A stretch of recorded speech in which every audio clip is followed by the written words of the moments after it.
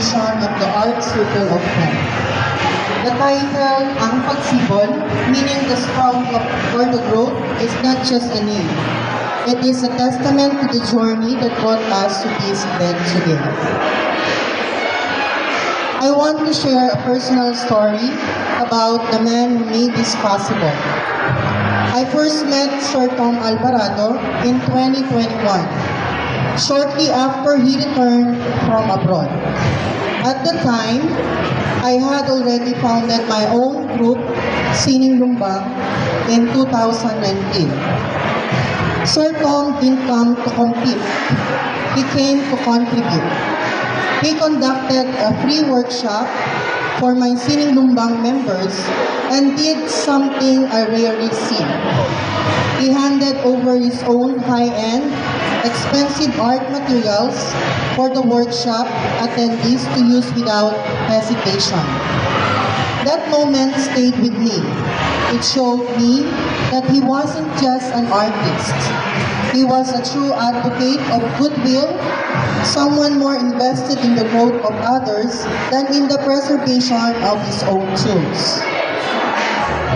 When Sir Tom told me to invite me as the advisor of the Art Circle of Ten, my answer was an immediate yes. There was no need to deliberate because our hearts and minds are aligned. We share a singular vision and mission. And what is that? To uplift, empower, and provide a platform for our fellow artists in Laguna. You might wonder why a group exhibit. Why not go it alone? The benefits of a collective showcase like Ang Pagsibol go far beyond the frames on these walls. First, diversity of perspective. A group exhibit allows the audience to see a conversation between different styles, mediums, and souls. It shows the richness of Laguna's culture. As you see, you're going to see different kinds of art with the different kinds of artists. Strength in numbers. By coming together, we share the weight of the work and multiply our reach. And we aren't just 10 artists, we are a unified force. So it's not only 10, but we are into one. Then the other one is mutual growth. Standing side by side with peers pushes an artist to evolve. It creates a creative friction that sparks new ideas and higher standards. And the last one is the community impact. A group exhibit proves that art is not a solitary act of ego, but a communal act of service. It shows the public that we are a movement, not just individuals. Remember, art is the seed, but community is the soil. One cannot sprout without the other. Now, why is it called Ang Pagsibol? This exhibit represents the first seed we are planting as a collective.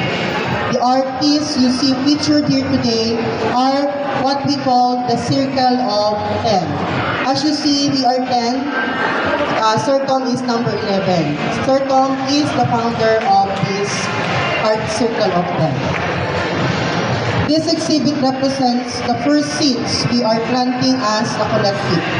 The artists you see featured here today are the Circle of Ten, meaning 10 unique voices, 10 different styles, but one shared spirit of community.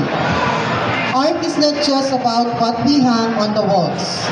It is about the roots we grow together and the lives we touch along the way. By opening this exhibit, we are declaring the art in Laguna is thriving, blooming, and ready to be served in the world. We aren't just displaying paintings. We are displaying our commitment to one another. To the artists of the Art Circle of Ten, kaway-kaway naman po dyan. Your hard work is the soul of this show. To Sir Tom, thank you for your tireless leadership and your heart for the community. And to our guests po, Thank you for nurturing this pagsibol with your presence. May this be the first of many seasons of growth. Welcome to ang pagsibol. Palakpak naman po tayo dyan. Salamat po.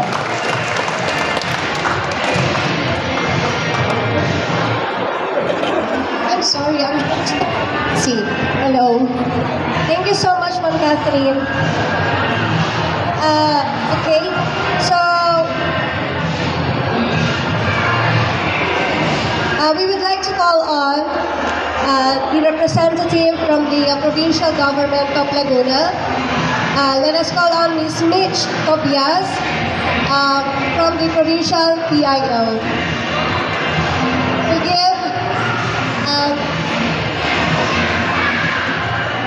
a speech on behalf of our governor. Good afternoon, everyone. It is a profound honor to stand before you today on behalf of our provincial governor, Sol Aragones, and Mr. Danilo Lucas of Public Information Office. We are gathered here not just to look at canvases and sculptures, but to witness the beating heart of our province's identity. I invite you to linger. Don't just look, listen to what these pieces are saying. Let them challenge you, comfort you, and inspire you. On behalf of Governor Sol Aragones and PIO, I welcome you to this exhibit. May this be a reminder that in our provinces, a province, creativity knows no bounds and every story as a whole. Thank you and enjoy the show.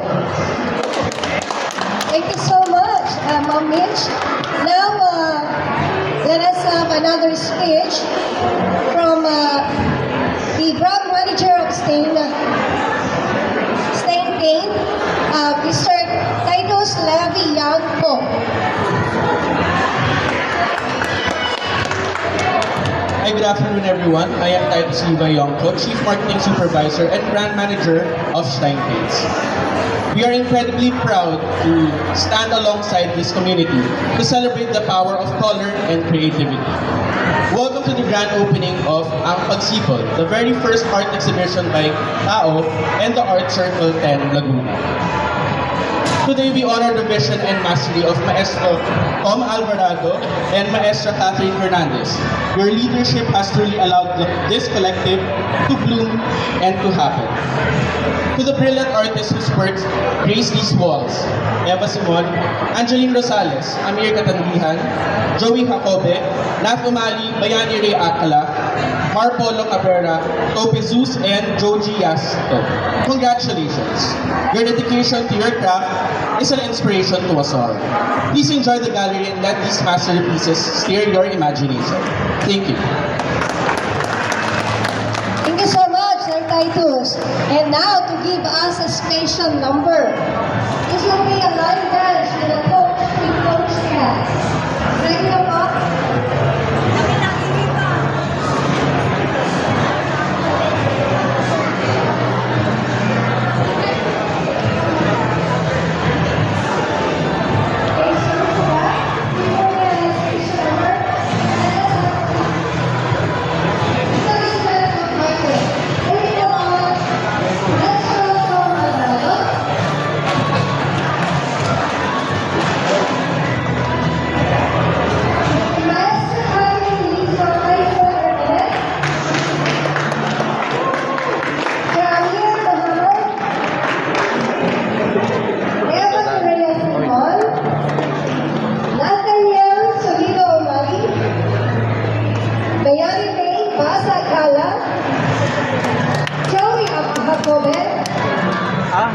Joji Yasto Arroyo,